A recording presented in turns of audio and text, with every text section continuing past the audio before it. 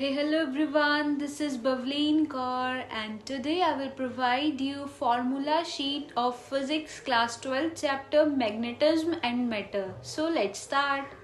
हमारा चैप्टर है chapter 5 magnetism and matter. ठीक है, आज हम इस चैप्टर की सारी फॉर्मूला शीट को करेंगे. ठीक है, तो हमारा फर्स्ट फॉर्मूला है वो है F force is equals to mu naught upon 4 pi m1 m2 upon r square. ठीक है, हमारा सेकेंड फॉर्मूला है वो है m vector is equals to small m multiply by 2l vector. यहाँ पे l जो है वो लेंथ है. ठीक, और फिर नेक्स्ट हमारा थर्ड फॉर्मूला है वो है axial point of bar magnet का. बार मैग्नेट पे जो एक्सियल पॉइंट की वजह से जो मैग्नेटिक फील्ड है उसका फॉर्मूला है वो है B is equals to mu naught upon 4 pi 2md upon d square minus l square. ठीक, और जब D बहुत ज़्यादा बड़ा हो जाता है L से तो L को हम निगलेक्ट मान लेते हैं. ठीक है, जीरो सपोज कर लेते हैं, निगलेक्ट जब करते हैं उसको, तो फिर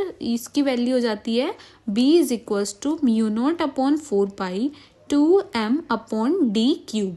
ठीक है, और हमारा फोर्थ फॉर्मूला है वो है इक्वेटोरियल लाइन की वजह से जो बार मैग्नेटिक पर मैग्नेटिक फील्ड है वो उसका फॉर्मूला है वो है B is equals to mu naught m upon 4 pi d square plus l square की होल पावर 3/2. ठीक है, फिर सेम इसमें भी कंडीशन लगेगी, जब D बहुत ज़्यादा बड़ा हो जाएगा L से तो इसका फॉर्मूला बन जाएगा B is equals to mu naught m upon 4 pi d cube. ठीक, और जो रेशियो होता है एक्सियल और इक्वेटोरियल का वो होता है B axial upon B equatorial is equal 2/1. It means 2:1.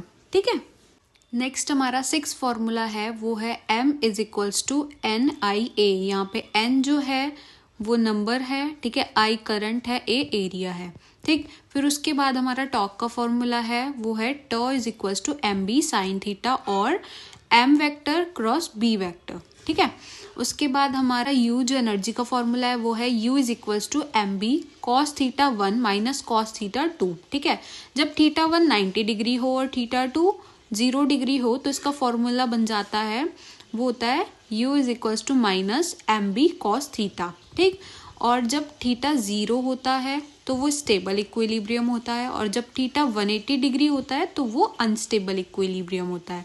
फिर उसके बाद integration B is equals to close integration B vector dot DS vector वो होता है 0. ठीक है, जो गॉस लॉ होता है मैग्नेटिज्म में ये उसका फॉर्मूला है. ठीक है, फिर उसके बाद म्यू आर जो रिलेटिव हमारी परमिटिविटी होती है वो होती है म्यू अपॉन म्यू नॉट.